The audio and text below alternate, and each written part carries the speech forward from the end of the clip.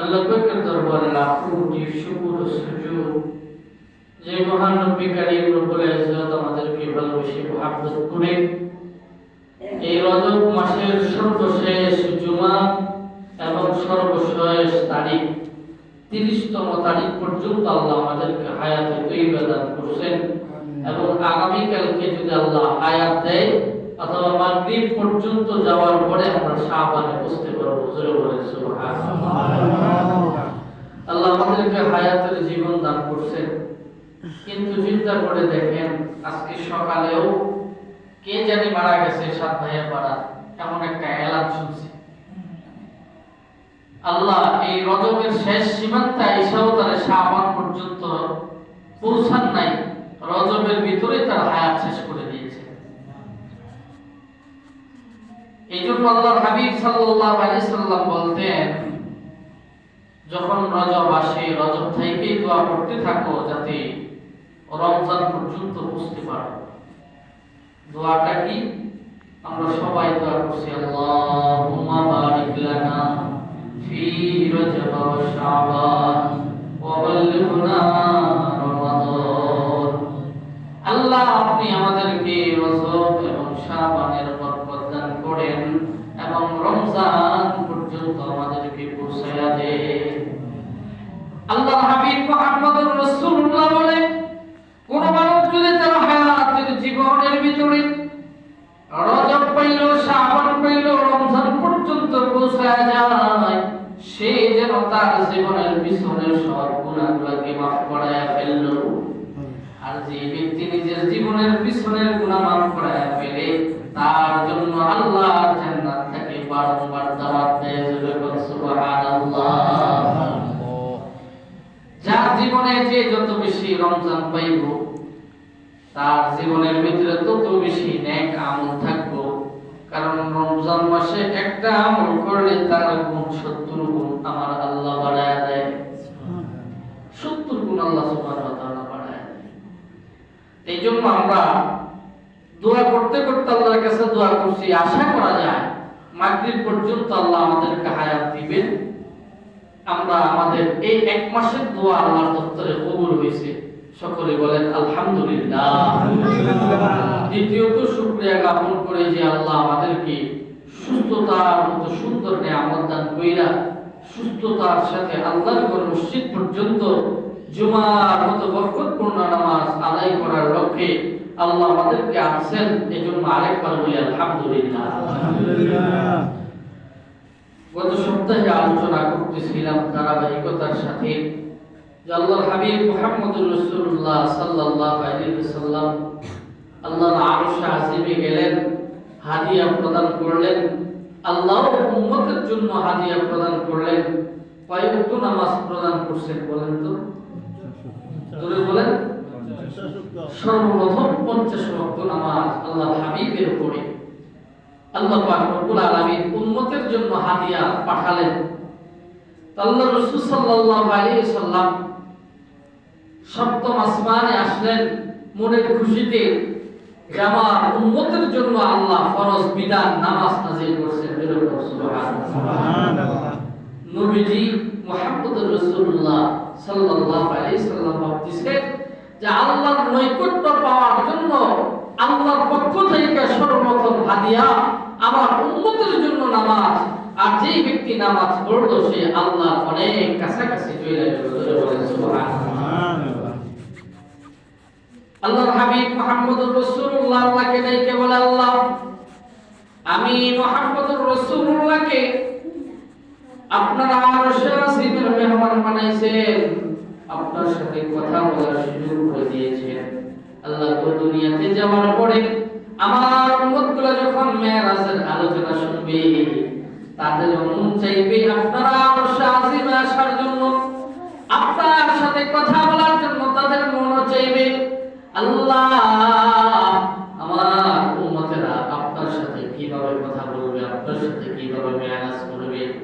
আল্লাহর হাবিব মুহাম্মদুর রাসূলুল্লাহ দিকে তাকায় বলে, নবী গো, ওখানে যেই নামাজ উপহার দিছি, আপনার কোন উম্মত যদি নামাজ ঠিকঠাক মতো আদায় করে নামাজের মধ্যে দাঁড়ায়া দাঁড়ায়া সূরা কিরাত গুলো সহিভাবে পড়ে, তাহলে আমি আল্লাহ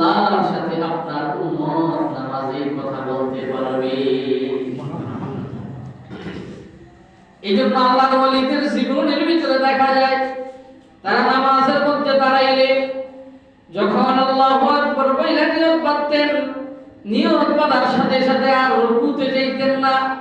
আল্লাহ আসমান থেকে ওহী নাযিল করে আলহাম নাযিল করে বলতেন, বান্দা তোমার তারা হওয়ার ভিতরে আমি আল্লাহ রাজি খুশি হয়ে গেছি, তুমি এবার রুকুর মধ্যে যাও। সুবহানাল্লাহ। আল্লাহর ওয়ালিদের জীবনের ভিতরে পাওয়া যায় ওনারা রুকু থেকে উঠতেন না, তখন উঠতেন যখন আল্লাহ আসমান থেকে নির্দেশ পাঠাইতেন, বান্দা তোমার রুকু আমি কবুল করছি, এবার রুকু থেকে তুমি উঠতে পারো। তখন আল্লাহর ওলিরা রুকু থেকে সামি আল্লাহু লিমান হামিদা কইলা উঠতেন। আবার আল্লাহ সুবহানাহু ওয়া তাআলার নির্দেশ ছাড়া সিজদার মধ্যে আল্লাহর ওলিরা যাইতেন না, যতক্ষণ পর্যন্ত আল্লাহর পক্ষ থেকে নির্দেশ না আসে।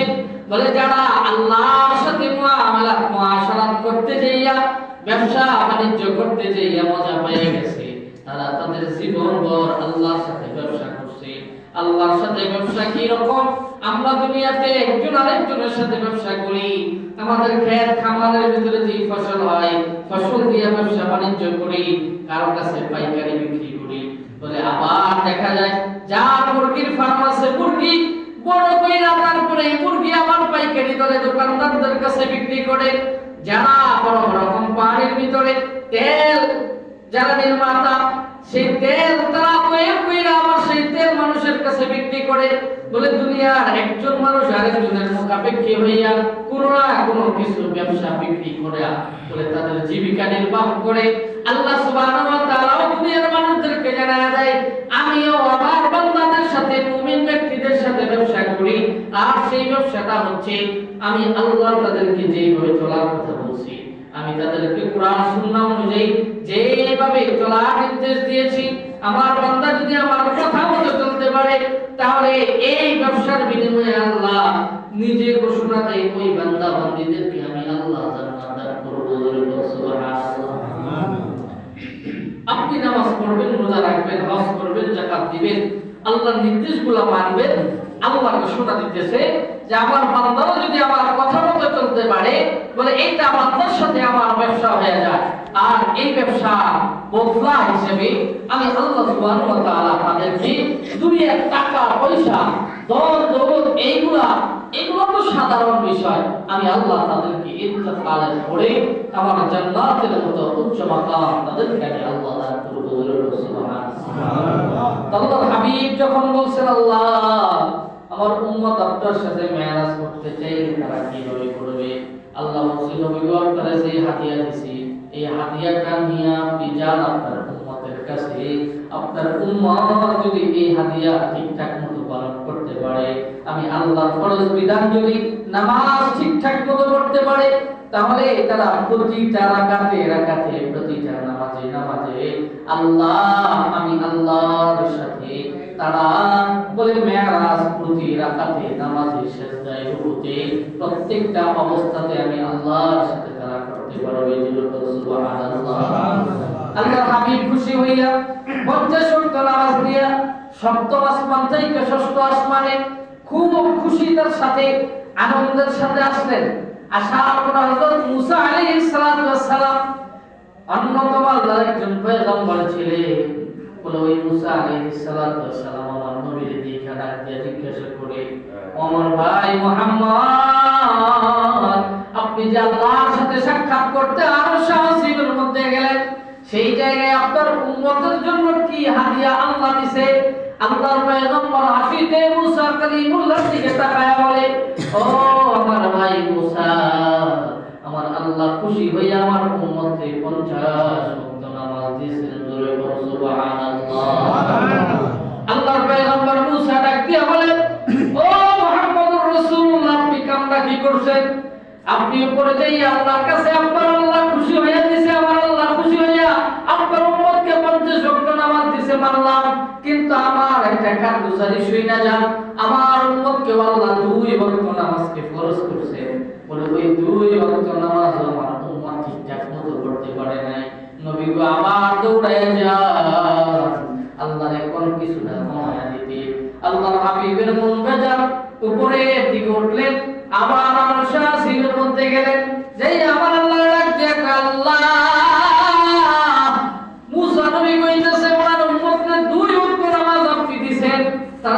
ওয়াক্ত ঠিকঠাক মতো আদায় করতে পারে না, আমার উম্মতের জন্য একটু সহজ করে দেন।